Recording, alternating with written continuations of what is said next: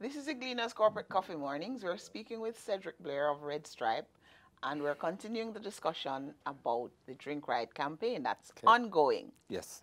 Now, you are in the business of selling alcoholic beverages. Yes. Aren't you afraid that if you want people to drink right, then they'll automatically also drink less?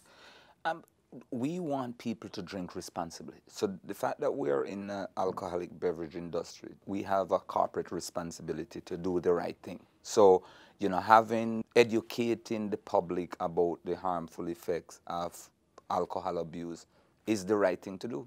And so, if we end up losing some sales, then that's the right thing to do as well. I don't think that will be the case. I think, by educating the public wants to know that corporations are doing the right thing anyway, and the public will resonate with what we're trying to do.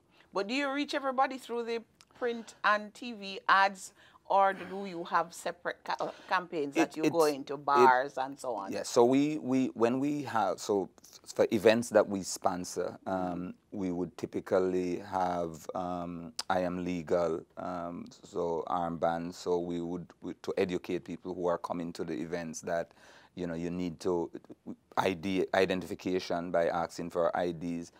Do we get all of this right all the time? Absolutely not. But, we are absolutely resolute in our effort to make sure that we are doing the right thing for our business and for the Jamaican people. You seem to be on the ball when it comes to thinking outside the box. So you're also going to drive down costs through your Project Grow Cassava project. Yes.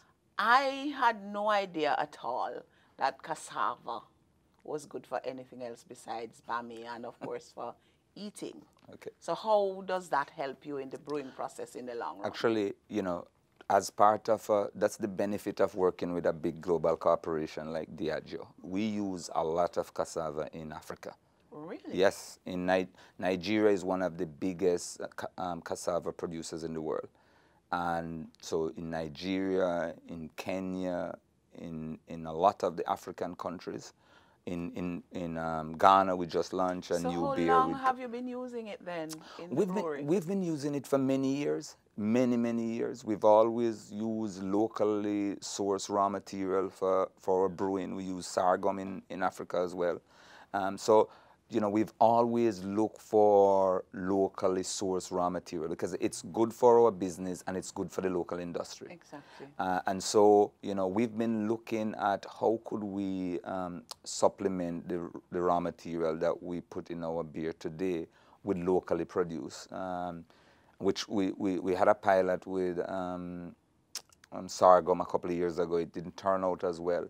But cassava has been grown in Jamaica for many years. Right. But we've never grown it at a sort of industrial level. And you think that this is going to be attractive enough to the farmers? Absolutely.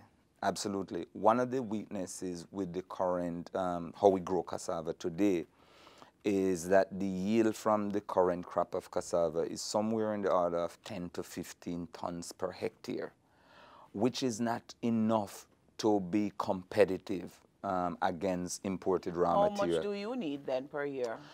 So we would need everything that the country produced today. There would be no bami if we were to take. So but the yield is not good enough. So what we are planning to do is we know that we can grow cassava anywhere from 45 to 60 tons per hectare, which is four times what we do. Hold that thought, because we're going to come back and talk some more about how farmers can get in on the action.